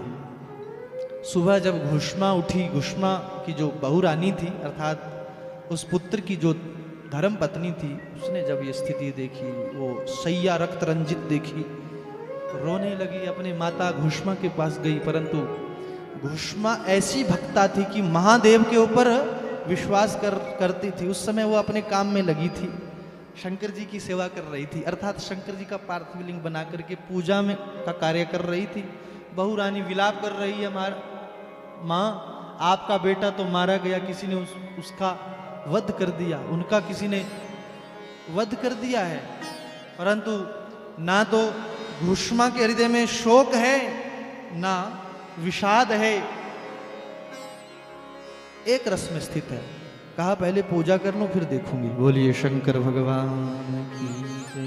और जैसे पूजा करके पार्थिव लिंग बनाया और उसी तालाब में विसर्जन करने के लिए गई, तो महादेव पर इतना विश्वास है कि ये महादेव हमारी परीक्षा ले रहे हैं, आज मेरी भक्ति की परीक्षा है, इसलिए रोई नहीं, शोक नहीं किया। उस शिवलिंग का विसर्जन जैसे उस तालाब में किया तो क्या देखा, तट पर वही पुत्र जो है जीवित है और अपनी माँ को देख रहा है। घुष्मा ने कहा बोले हमारे बेटे तो यहाँ पर है, तुम कौन किसकी बात कर रही हो? जैसे ही अपनी बहू रानी से ये कहा तो तत्क्षण ही महादेव वहां पर प्रकट हुए। बोलिए शंकर भगवान की। महादेव ने कहा देवी तुम्हारी अनन्य भक्ति से, तुम्हारी निस्वार्थ भक्ति से मैं बहुत प्रसन्न हूं, कुछ वरदान मांगो। देखो तुम्हारी जो ये बहन है इसने सौतिया डाह के कारण तुम्हारे बच्चे को मार दिया था, परंतु तुम्हारी भक्ति के कारण मैंने इसे प्रदान किया है, तुम्हें पुनः जीवित करके दिया है। अब बताओ तुम चाहो तो मैं तुम्हारी इस बहन का संहार कर दूं, इसको मार दूं, परंतु घुष्मा हाथ जोड़ करके कहती है नहीं प्रभु, यदि आपने ऐसा कर दिया तो मुझ में और इसमें क्या अंतर रह जाएगा, ऐसी क्षमाशील है। महादेव ने कहा देवी तुम वरदान मांगो, तुम्हारी भक्ति से मैं अति प्रसन्न हूं। कहा महाराज इसी स्थान पर विराजमान रहो, हमने आपकी जैसी पूजा की है वैसे ही संसार के लोग यहाँ पर आपकी पूजा करेंगे, तो आप उनकी मनोकामना पूर्ण करते रहो, बस यही चाहती हूँ। महादेव ने कहा देवी युगों युगों तक, जब तक सूर्य चांद रहेगा तब तक तुम्हारे नाम से इस ज्योतिर्लिंग की महिमा रहेगी। आज से ये ज्योतिर्लिंग घुष्मेश्वर के नाम से प्रसिद्ध होगा। बोलिए शंकर भगवान की। इस तरह से 12 ज्योतिर्लिंगों का वर्णन शौनक आदि 88,000 ऋषियों ने श्रवण किया। सूत जी महाराज जी ने ये 12 ज्योतिर्लिंगों का वर्णन सुनाया है। सौराष्ट्रे सोमनाथम श्रीशैले मल्लिकार्जुनम उज्जैन्यां महाकालम ओंकारम ममलेश्वरम। 12 ज्योतिर्लिंगों की गणना है, पहले भी मैंने आपको ये श्लोक सुनाए हैं। अब ज्यादा चर्चा ना करते हुए आओ भजन करें, फिर जो है आरती की ओर प्रस्थान करेंगे, समय होने वाला है। बोलिए शंकर भगवान की जय। शिव कैलाशों रे वासी धौली धारों के राजा शंकर संकट हरना हो भोले बाबा।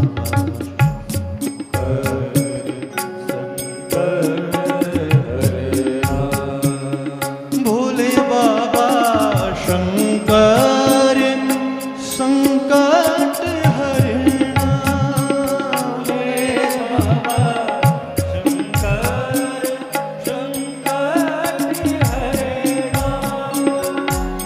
शिव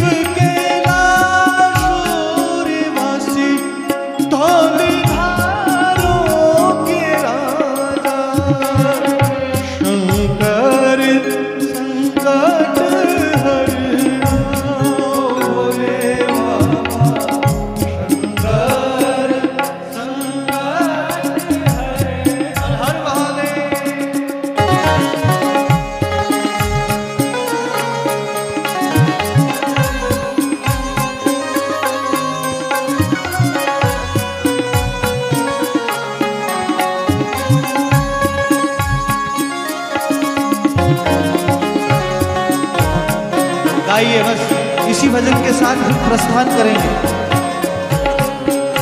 वही संकट के हरने वाले हैं, सबकी कामनाएं पूर्ण करने वाले हैं।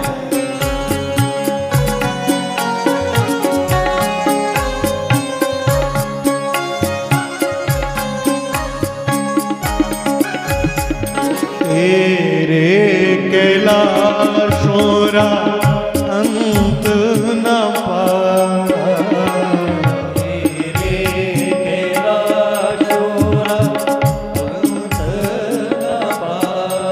भोले बाबा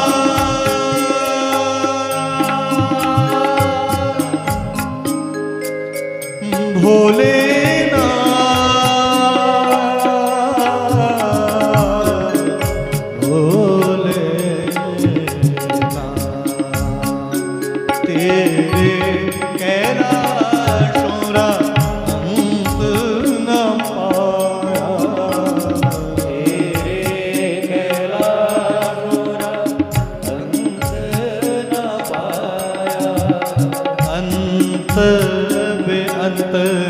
तेरी माया ओ भोले बाबा तेरी माया ओ भोले बाबा शंकर संकट हरना भोले बाबा शंकर संकट हरना शिव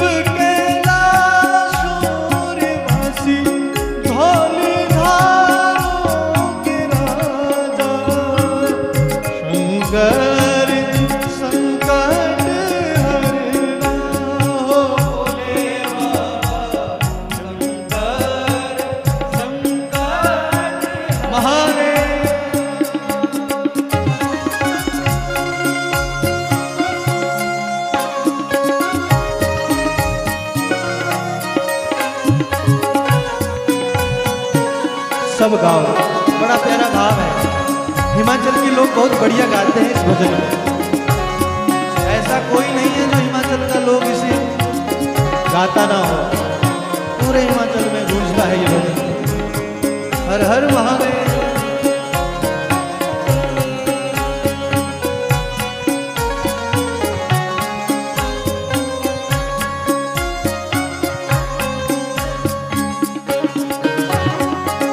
एक डेरा तेरा चंबेरे चौकाना एक डेरा तेरा चंबेरे चौकाना एक डेरा तेरा चंबेरे चौकाना एक डेरा तेरा चंबेरे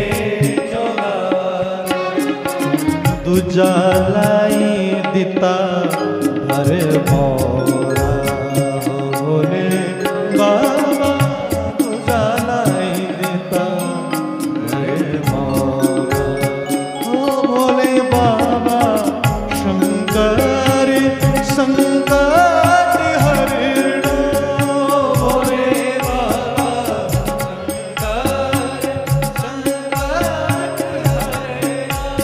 ओ भोले बाबा शंकर संकट हरना भोले बाबा शंकर संकट हरना ओ शिव कैलाशों रे वासी अवनिधारों के राजा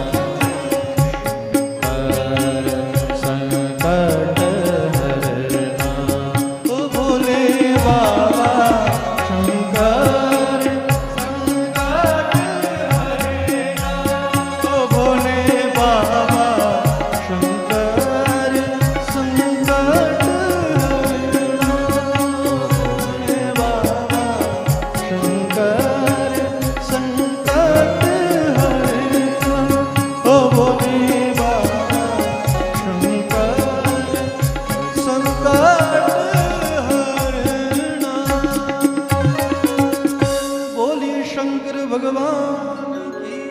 उमापति महादेव नमः पार्वती पते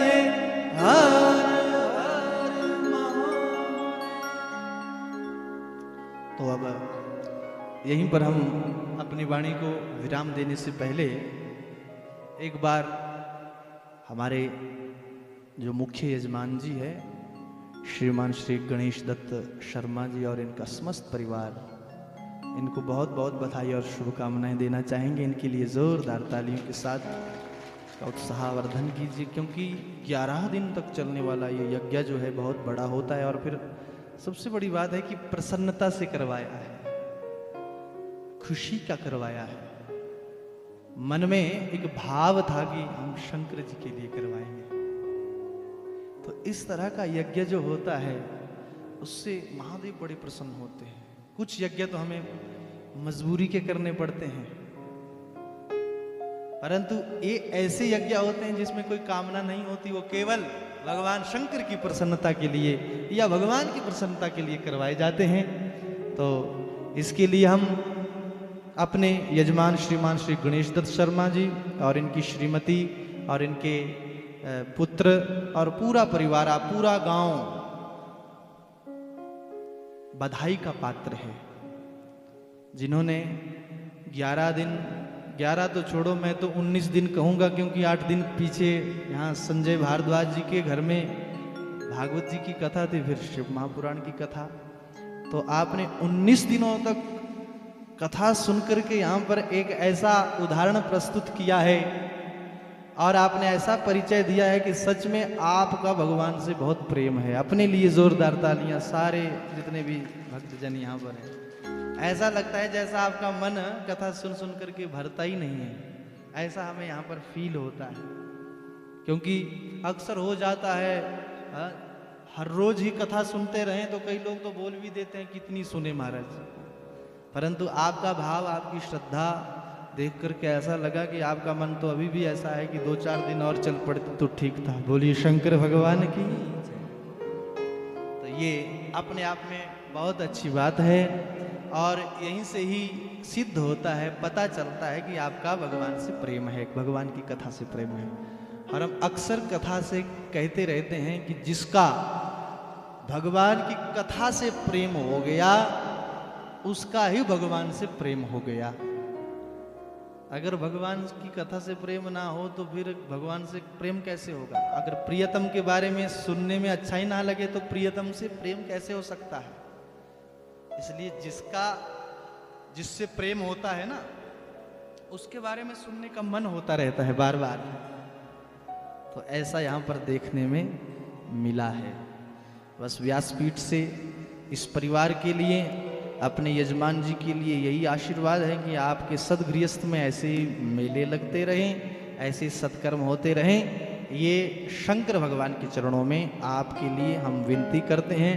और आप जितने भी गांववासी, इनके सगे संबंधी दूर दूर से कथा श्रवण हेतु आते रहे और गांव वालों ने भी बहुत भरपूर सहयोग दिया, तो आपको भी व्यासपीठ से यही आशीर्वाद देंगे कि आपके घर में भी ऐसे ही मेले रौनक और अन्न हो, धन हो, दूध हो, पुत्र हो और सर्व सौख्य संपन्न से जो है आप अपने घर में ऐसे ही मेले लगाते रहें। यही व्यासपीठ से हम कामना करेंगे।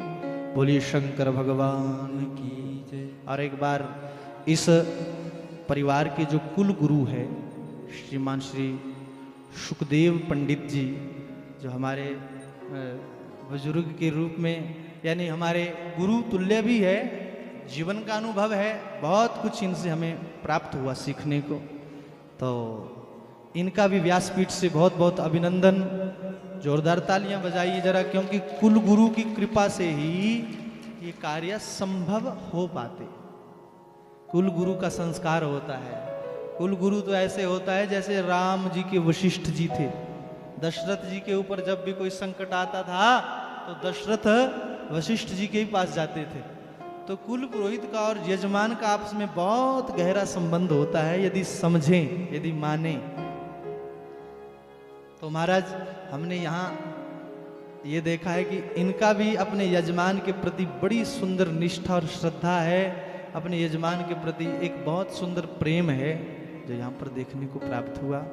इनके पुत्र और पंडित जी हमारे सब जो इस यज्ञ के वेद विप्र रहे, पाठी रहे, उनका भी व्यासपीठ से बहुत बहुत अभिनंदन और बहुत बहुत आशीर्वाद। इनके लिए जोरदार तालियां। और मेरे साथ जो ये मेरी कथा के जो आभूषण है, गहने हैं, देखो कथा इनके बगैर ऐसे है जैसे बिना श्रृंगार से कोई देवी होती है ना, तो वैसे ही कथा है। कथा में जब ये आभूषण बैठते हैं ना तो ये कथा में 4 चांद लगाते हैं, तो इनके लिए भी जोरदार तालियां। वैसे तो ये अपना परिचय अपने ही काम से देते हैं, परंतु फिर भी इनका मनोबल बना रहे, भगवान इनके ऊपर आशीर्वाद बनाए, इसलिए जो है व्यासपीठ से बहुत बहुत कामनाएं, शुभकामनाएं, आशीर्वाद।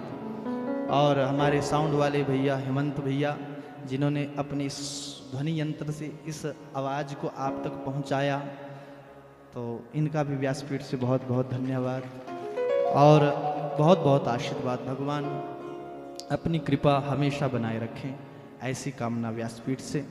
और अब अंतिम शब्दों के माध्यम से एक बार जो है आप सभी का व्यासपीठ से बहुत बहुत धन्यवाद।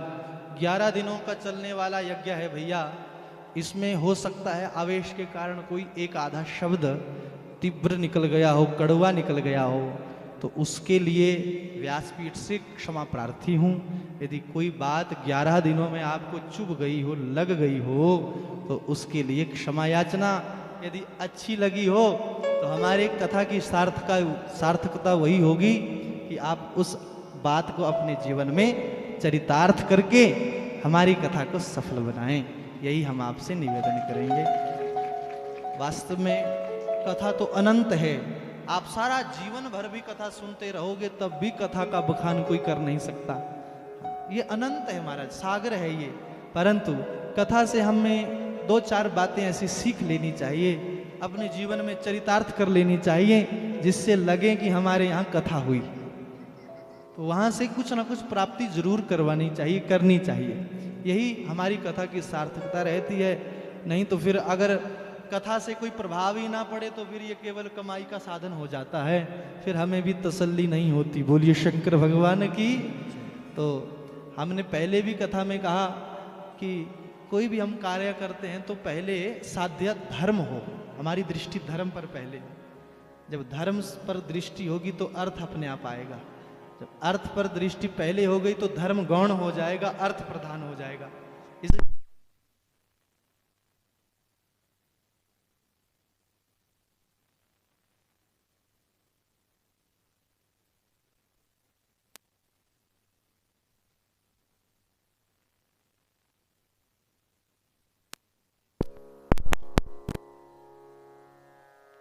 हरिओम। बोलिए शंकर भगवान की। तो अब ज़्यादा ना कहते हुए एक बात और, जो यदि आप हमारी कथाओं को आगे सुनना चाहें तो आप हमारे YouTube चैनल को सब्सक्राइब करिएगा और उस पर आप हमारी आगे वाली कथाएं भी श्रवण कर सकते हैं। अभी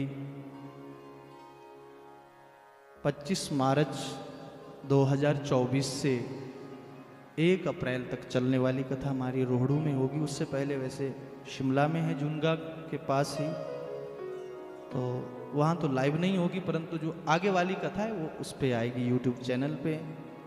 तो आप चाहे तो घर बैठ कर के भी सुन सकते हैं, वहाँ आकर के भी सुन सकते हैं। यजमान जी की पूरी हमें आज्ञा है, आदेश है या अनुग्रह समझ लो, कुछ भी समझ लो, कि आप जहाँ भी जाएं तो बुलाना कि आप ज़रूर आएँ।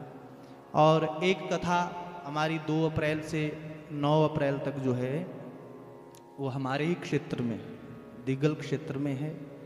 दिगल आपने नाम सुना होगा, तो वहाँ पर तो 200 संत महात्मा, विराट संत सम्मेलन होगा और बहुत भव्य आयोजन वहाँ पर होगा। तो उन पंडित जी का, पंडित श्री चंद्रकांत शर्मा जी का अनुग्रह है, आप सबसे निवेदन है कि आप उस यज्ञ में जरूर पधारें, एक न एक दिन जरूर उपस्थिति लगाएं और संतों का दर्शन करके और संत के साथ, संतों के दर्शनों के साथ हरि की कथा श्रवण करके अपने जीवन में अधिक से अधिक पुण्य लाभ प्राप्त करें।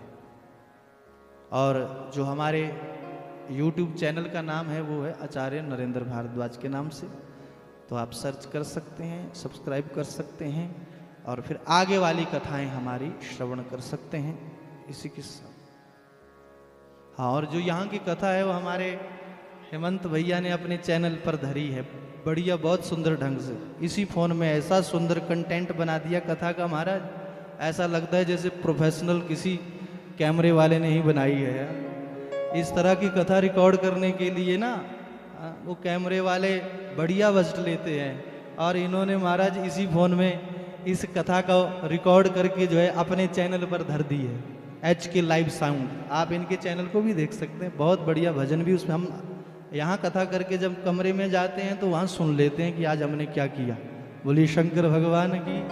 तो ये हमारे यजमान जी का भाग्य है कि इन्होंने पूरा 11 दिन का शिव पुराण आपका अपने चैनल पर जो है वो सदा सदा के लिए, क्योंकि गूगल पर जो चीज चढ़ जाती है वो नहीं मिटती। बोलिए शंकर भगवान की। तो इसको बाहर भी बहुत लोग देख रहे हैं, फोन आ रहे हैं, महाराज आपकी कथा कहाँ चली है। 400-500 लोग जो है हर रोज उस चैनल पर उसको देख रहे हैं फोन पे ही। तो ये भी यजमान जी का ही भाग्य है और ये श्रेय जो है यजमान जी के लिए जाता है। तो आप उस पर भी HK लाइव साउंड को देख सकते हैं और उस पर सब्सक्राइब कर देना, इनको आशीर्वाद दे देना, ताकि इस तरह के आयोजन, इस तरह की कथाएं, भजन जो है ये अलग अलग प्रखर व्यासों की कथाएं आपको सुनाते रहे। बोलिए शंकर भगवान की। तो इसके साथ अंतिम आवाज भोले बाबा को लगाएंगे राग शिवरंजनी के साथ। बोलिए शंकर भगवान की जय। और फिर जो है आरती करेंगे। आरती के बाद फिर आरती बाद में होगी, पहले दक्षिणा ब्राह्मणों को दी जाएगी। हो सके तो जैसे हम भजन करेंगे वैसे ही महाराज दक्षिणा भी ब्राह्मणों को आप दे सकते हैं। जब तक भजन विराम लेगा तब तक जो है दक्षिणा वितरण की कर दी जाएगी। और उसके बाद जो है फिर आरती के बाद आप पुष्पाशीर्वाद, फिर भोग भंडारा पा करके हो सके तो विदाई में भी सम्मिलित हो सकते हैं आप। तो ठीक 2-2:15 बजे जो है विदाई हो जाएगी, तो आप उसमें भी सम्मिलित हो। जैसे पुराण को लाया गया था वैसे ही उसी भाव में विदाई देनी है।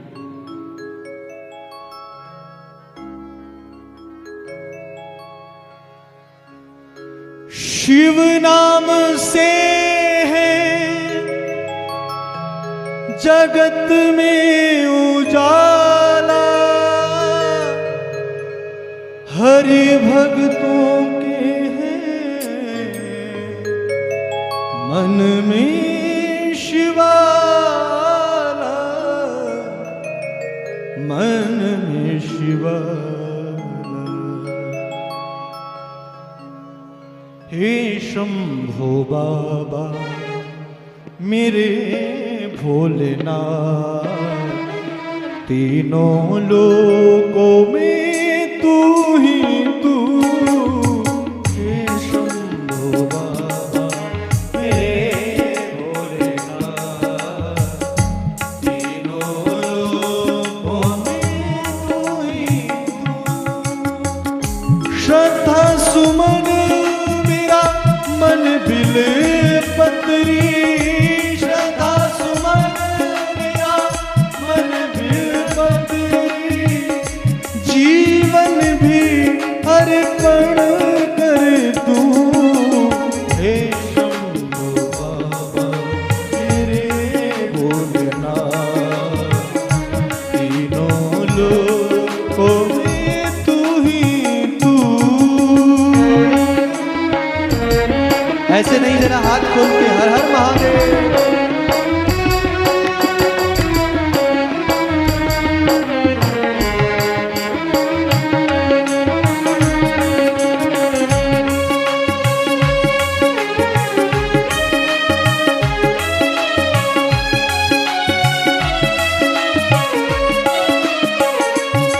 सबका स्वामी है तू, अंतर्यामी है तू, मेरे जीवन की अनमिट कहानी है तू। स्वामी है तू, अंतर्यामी है तू, मेरे जीवन की अनमिट कहानी है तू।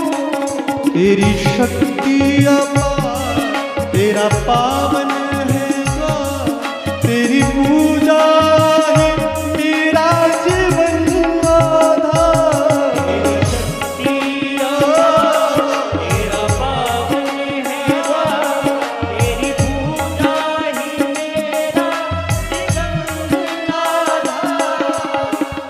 धूल तेरे चरणों की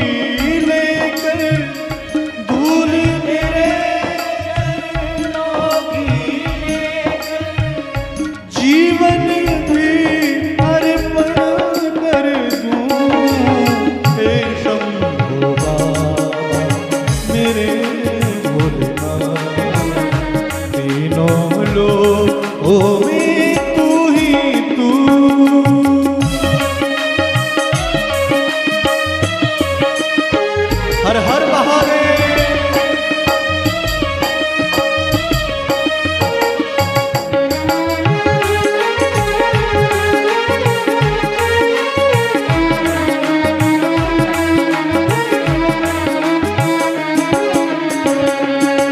मन में है कामना और मैं कुछ जानना, जिंदगी भर करूं तेरी आराधना। और कुछ जाना, जिंदगी भर करूं तेरी आराधना। सुख की पहचान दे तू मुझे ज्ञान दे, प्रेम सबसे करूं ऐसा वरदान दे। पहचान मुझे ज्ञान दे, प्रेम सबसे करूं ऐसा वरदान दे। तूने दिया बल निर्बल को, तूने दिया बल निर्बल को, अज्ञानी को जान दिया। हे शिव शंकर मेरे भोलेनाथ, तीनों लोगों में तू ही तू। हे शिव शंकर मेरे भोलेनाथ, तीनों लोगों में तू ही तू। ओम नमः शिवाय, ओम नमः शिवाय, ओम नमः शिवाय, ओम नमः शिवाय। अजब है तेरी माया, अजब है तेरी माया, अजब है तेरी माया, अजब है तेरी माया। ओ सब में तू ही समाया, आओ सबसे बड़ा है तेरा नाम। भोलेनाथ भोलेनाथ भोलेनाथ भोलेनाथ भोलेनाथ भोलेनाथ भोलेनाथ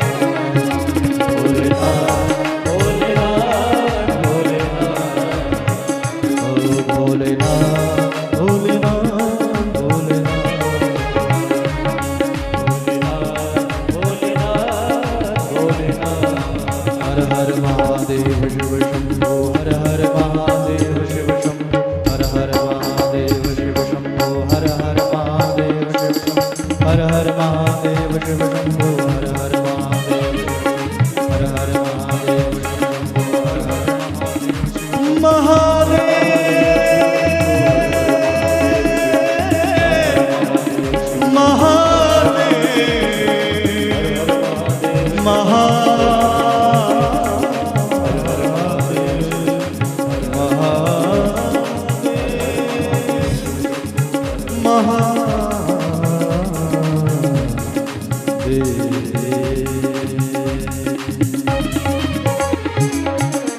बोलिए शंकर भगवान की, उमापति महादेव की, नमः पार्वती पतये हर हर। आइए भक्ति भाव से भोलेनाथ की आरती उतारें। श्री राधे हर हर महादेव।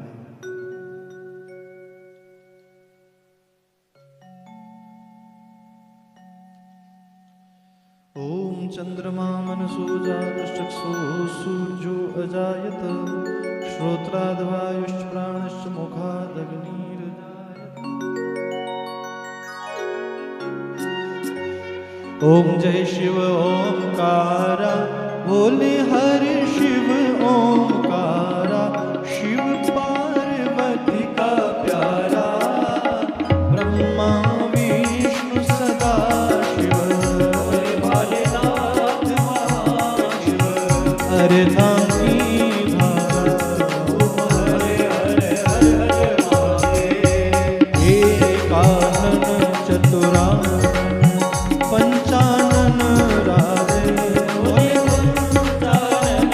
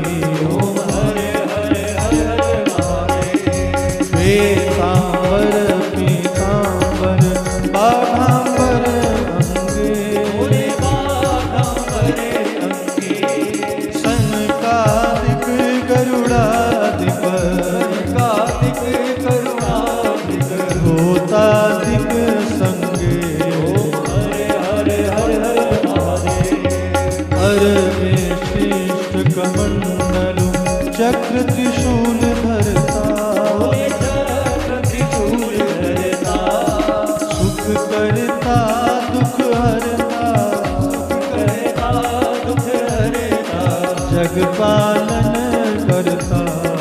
हरे हरे हर हर महादेव।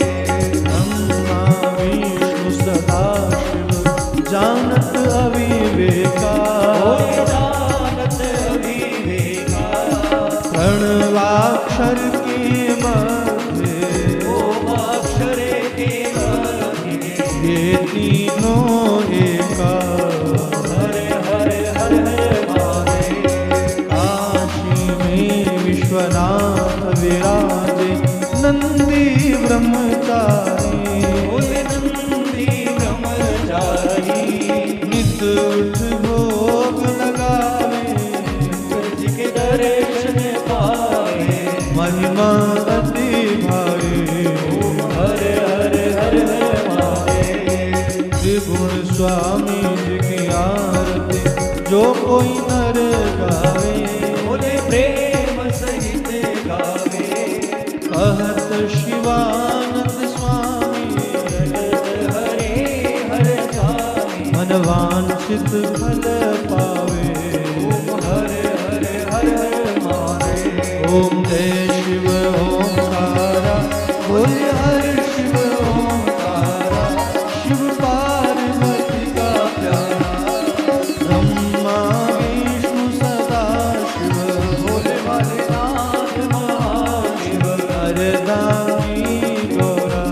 ओम हरे हरे हर हर महादेव। कर्पूर गौरम करुणावतारम, संसार सारम भुजगेन्द्रहारम, सदा वसन्तं हृदयारविन्दे, भवं भवानी सहितं नमामि। त्वमेव माता च पिता त्वमेव, त्वमेव बन्धुः सखा त्वमेव, त्वमेव वेद्या द्रविडं त्वमेव, त्वमेव सर्वं मम देवदेव। अच्युतं केशवं रामनारायणं कृष्णदामोदरं वासुदेवं हरिं, श्रीधरं माधवं गोपिकावल्लभं, जानकीनायकं श्रीरामचन्द्रं भजे, राधिकानायकं श्रीकृष्णचन्द्रं भजे, पार्वतीनायकं श्रीभालचन्द्रं भजे।